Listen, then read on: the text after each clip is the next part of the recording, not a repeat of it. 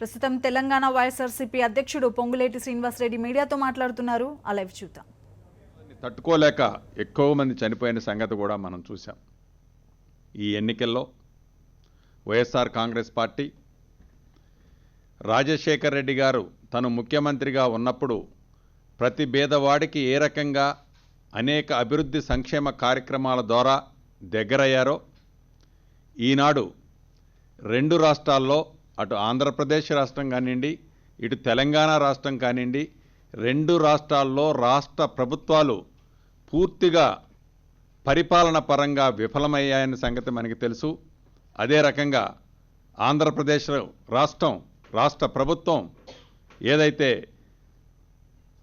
ప్రజలకిచ్చిన హామీలని, అదే రకంగా తెలంగాణ రాష్ట్ర ప్రభుత్వం ఈనాటి ముఖ్యమంత్రి చంద్రశేఖరరావు గారు ప్రజలకిచ్చిన హామీలని పూర్తిగా విస్మరించి ప్రజలకి వ్యతిరేకమైన పరిపాలన చేస్తున్నారన్న సంగతి కూడా మనం చూస్తున్నాం. ఈనాడు కేంద్రంలో అధికారంలో ఉన్న బీజేపీ పార్టీ కూడా ఎన్నికల మేనిఫెస్టోలో వారు ప్రకటించిన విషయాలు కానివ్వండి, రాష్ట్ర విభజనప్పుడు విభజనలో పేర్కొనబడిన అంశాలని అమలు చేసే దాంట్లో కూడా కేంద్ర ప్రభుత్వం కూడా విఫలమైంది. ఇక కాంగ్రెస్ విషయానికి వస్తే రాజశేఖర్ రెడ్డి గారి మరణాన తర్వాత ఇద్దరు ముఖ్యమంత్రులు, కాంగ్రెస్ ముఖ్యమంత్రులు ఈ రాష్ట్రాన్ని పరిపాలించారు.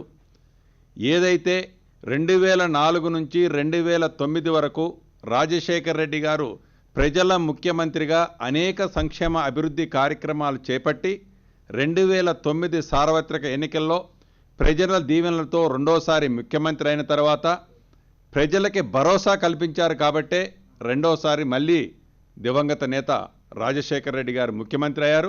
వారి చనిపోయిన తర్వాత ఏదైతే ఇద్దరు ముఖ్యమంత్రులు పరిపాలన చేశారో పూర్తిగా రాజశేఖర్ రెడ్డి గారు తలపెట్టిన అన్ని అభివృద్ధి సంక్షేమ కార్యక్రమాలని, ప్రధానంగా జలయజ్ఞం లాంటి రైతులకు ఉపయోగకరమైన కార్యక్రమాలని తుంగలో తొక్కారు ఆ ఇద్దరు ముఖ్యమంత్రులు. ఆ తదుపరి ఫలితాలు రాష్ట్ర విభజన తర్వాత రాష్ట్ర విభజనలో జరిగిన అంశాలు ప్రజలు ప్రత్యక్షంగా చూశారు. కాబట్టి కాంగ్రెస్ క్యాండిడేట్కి, బీజేపీ టీడీపీ క్యాండిడేట్కి, టీఆర్ఎస్ క్యాండిడేట్కి వ్యతిరేకంగా వరంగల్ పార్లమెంటు ప్రజలు తప్పకుండా వైఎస్ఆర్ కాంగ్రెస్ పార్టీ అభ్యర్థిని దీవిస్తారని మనస్ఫూర్తిగా మేము కోరుకుంటున్నాం.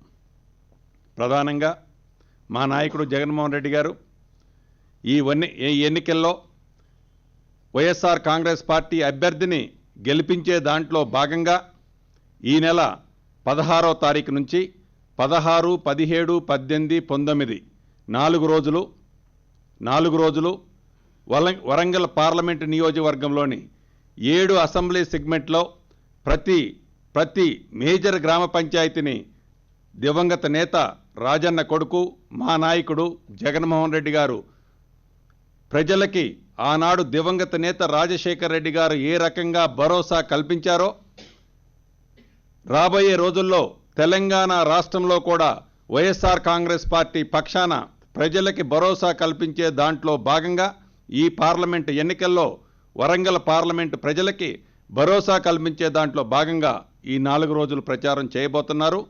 అది చాలు.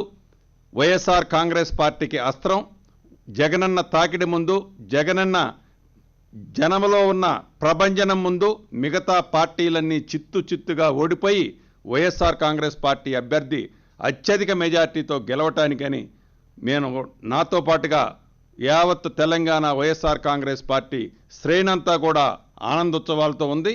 తప్పకుండా వైఎస్ఆర్ కాంగ్రెస్ పార్టీ అభ్యర్థి జగనన్న ప్రచారంతో గెలుస్తాడు అనేది కూడా నమ్ముతున్నాం. Thank you. ప్రస్తుతానికి జగన్మోహన్ రెడ్డి గారు చేస్తున్నారు. 1-2 డేస్లో మిగతా క్యాండిడేట్లది కూడా మీకు అనౌన్స్ చేస్తాం. అది కూడా రేపు అనౌన్స్ చేస్తాం. కరెక్ట్ డేట్ షెడ్యూల్స్ ఇంకా ఫిక్స్ అవ్వలేదు, దానికోసం యాజ్ ఆన్ టుడే తను బయటకు వెళ్తున్నారు. ఉంటే తను కూడా అటెండ్